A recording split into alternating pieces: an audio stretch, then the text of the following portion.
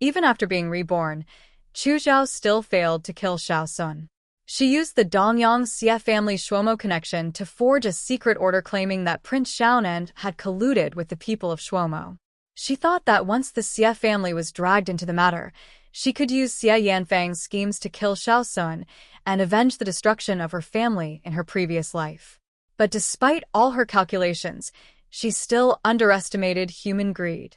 Deng Yi had only just agreed to join hands with Chu Zhao to kill Xiao Xun, yet immediately afterward, he defected to Xiao Xun. Using an abandoned imperial succession edict as his bargaining chip, he helped Xiao Xun escape back to Xiaonan by merchant ship. At the same time, tens of thousands of enemy troops invaded the border, forcing Chu Zhao's father, Chu Ling, the great general guarding the frontier, to go into battle despite his injuries. The border was thrown into danger. Deng Yi did not let Xiao Xun go because Chu Zhao had given him too little. He did it because he wanted even more.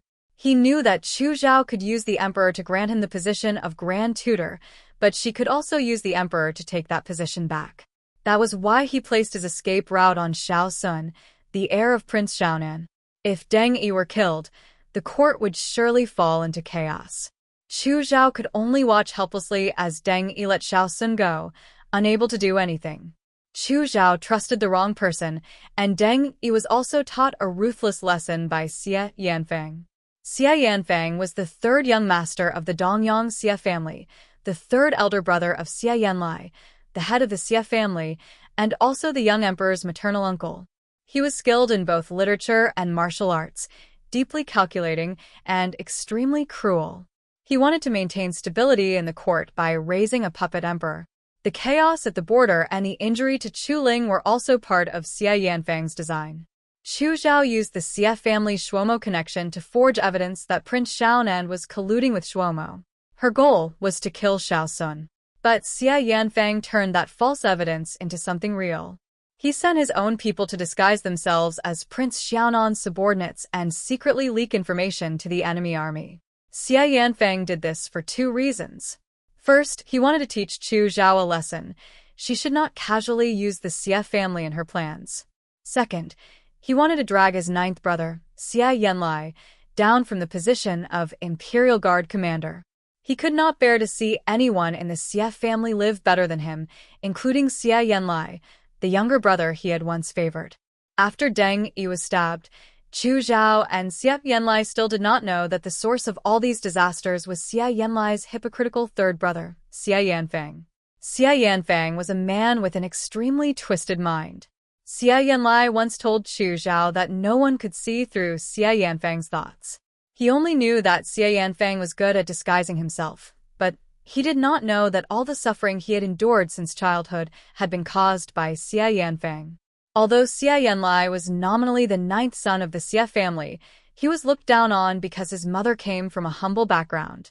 He grew up in the Xie family being bullied, insulted, and beaten. Xie Yanfang was a master of disguise. He was the one who encouraged Xiao Xun to abuse Xie Yanlai. He was the one who angered the family head to death. He was also the one who burned down the ancestral hall. He blamed everything on Xie Yanlai, then appeared just in time when Xie Yanlai had been beaten half to death, pretending to be the good person who saved him. For more than 10 years, Xie Yanfang had treated Xie Yanlai like a pet trapped in his cage. Because Xie Yanlai had felt his brother's so-called care since childhood, he believed in his heart that his brother was not truly that evil. It was not until Chu Ling was poisoned and Chu Zhao had no choice but to risk her life rushing back to the border that Xie Yanfang finally stopped pretending. He knew Xie Yanlai liked Chu Zhao, so when Chu Zhao returned to the border, he deliberately told Xie Yanlai that she was being hunted. Xie Yanlai begged Xie Yanfang to help him leave the palace so he could protect Chu Zhao. But Xie Yanfang told him that if he wanted his help, he had to offer something valuable enough to make him act. He demanded the Grand Princess seal. In Xie Yanlai's eyes, nothing mattered more than Chu Zhao's life, not even his own. So he had no choice but to hand over the Grand Princess seal that Chu Zhao had entrusted to him before leaving the imperial city. He did it only so he could leave the city and protect her. Xie Yanfang's scheme was too ruthless, and Xie Yanlai was too pure-hearted. How could he know that the Grand Princess seal was Chu Zhao's lifeline? But Xie Yanlai could not care about anything else. He only wanted Chu Zhao to escape danger. In the end, Chu Zhao was unfortunate but also fortunate.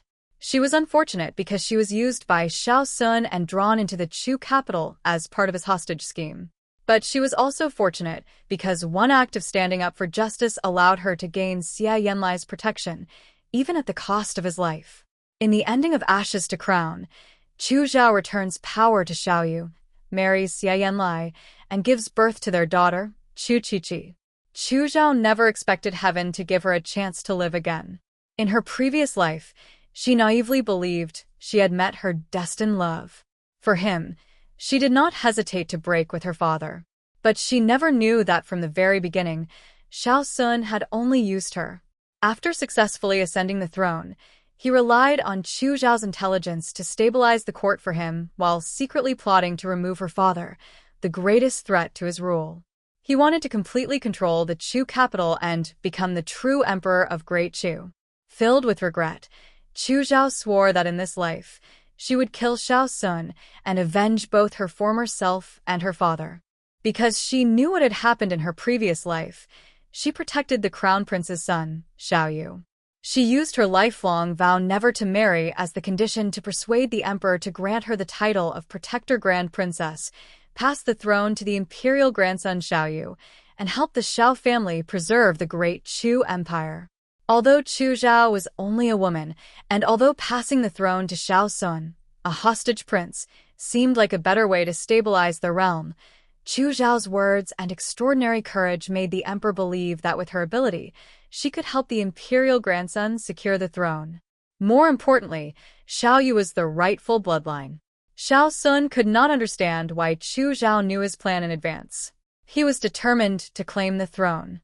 Even if his imperial uncle passed the throne to Xiaoyu, he believed he could always take it back. But Chu Zhao was already intelligent, and after living one life again, how could it be so easy to seize the great Chu empire from her hands? In the end, the secret of Xiao Xun colluding with foreign enemies was exposed. Chu Zhao led troops to surround and suppress him, and he died by her hand. From then on, the Chu capital finally returned to peace. Xiaoyu knew very clearly that Chu Zhao was not someone who clung to power. Everything she had done was for Great Chu. Looking across the entire court, she was the only person he trusted deeply. If possible, he wished she could remain in the palace forever and be his elder sister for the rest of his life. But Chu Zhao had already made an agreement with Xie Yan Lai. Once everything ended, she would leave and live with him as an ordinary married couple. As emperor, Xiaoyu could have used the power in his hands to keep her by his side. But he wanted his sister to be happy. In the ending, Chu Zhao returns power to Xiaoyu and marries Xie Yan Lai. They settle in a small town, live as commoners, open a private school and a folk workshop, and have a daughter. Xie Yan Lai chooses to let their daughter take Chu Zhao's surname and names her Chu Qiqi. From then on, the family of three begins an ordinary yet happy life among the people. If not for the massacre of her entire family in her previous life, Chu Zhao would never have known that beneath Xiao Xun's gentle and noble mask lay a heart full of wolfish ambition.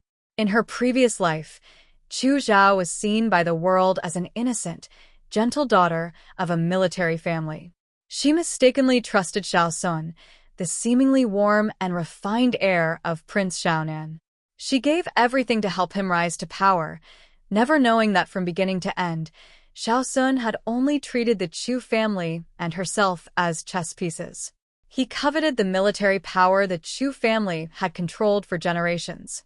To pave his bloody path to usurpation, he did not hesitate to step over the corpses and achievements of the entire Chu family. He framed the Chu family for rebellion, causing them to be executed to the last member. Chu Zhao was imprisoned in a secret chamber for 3 years, enduring endless humiliation and torment. In the end, Xiao Xun personally strangled her to death, and she died filled with hatred. Carrying that overwhelming hatred, Chu Zhao was reborn before her wedding. In this life, she was determined to kill her enemy with her own hands and rewrite the tragic fate of both herself and her family. Chu Zhao quickly joined forces with Xie Yan Lai to escort the crown prince's orphan son, Xiao Yu, through layers of danger and back to the capital to inherit the throne.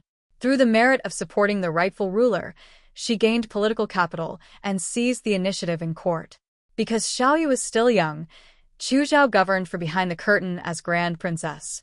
She followed the model of the former dynasty's secret guard system and established the Gongwei office, using iron-fisted methods to suppress powerful ministers and clean up the bureaucracy. At the same time, she secretly collected evidence of Xiao Xun and his faction's crimes. Through her father Chu Ling and Xie Yan Lai, Chu Zhao firmly controlled both the Imperial Guards in the capital and the frontier army, completely cutting off Xiao Xun's military escape route. She also used the long-standing conflict between Prince Xiaonan and his son to carefully design a trap, causing Xiao Xun to once again become a hostage and completely lose his father's support. After that, she uncovered the treacherous officials who had framed the Chu family one by one. She gathered solid evidence, publicly judged them in court, settled old debts, and wiped out Xiao Xun's political network. When Xiao Xun was completely isolated and helpless, like a stray dog with nowhere to run, Chu Zhao personally entered the prison. She no longer relied on anyone else. With her own hands, she cut off Xiao Xun's head and ended the blood feud that had stretched across 2 lifetimes. After this, Xie Yan Lai, who had accompanied Chu Zhao for years through the struggles of court and politics, also grew tired of the endless schemes of official life. Chu Zhao had finally avenged her great hatred and understood that she no longer needed to rely on power to stand firm. Xie Yanlai had never cared much for fame or status, and after years trapped in factional struggles and surviving countless life and death crises, they had both grown indifferent to titles and salaries. They chose to break free from the restraints of the court, shed their noble identities, and leave the deep palace walls far behind. The two settled in an unnamed small city in Jiangnan and began a life away from worldly affairs. They opened a private school and a folk workshop to benefit the local people. Later, they had a lovely daughter. Xie Yanlai insisted that their daughter take her mother's surname and named her Chu Zhao. From then on, the family of 3 lived in the warmth of the ordinary world, leading a simple and happy life among the people.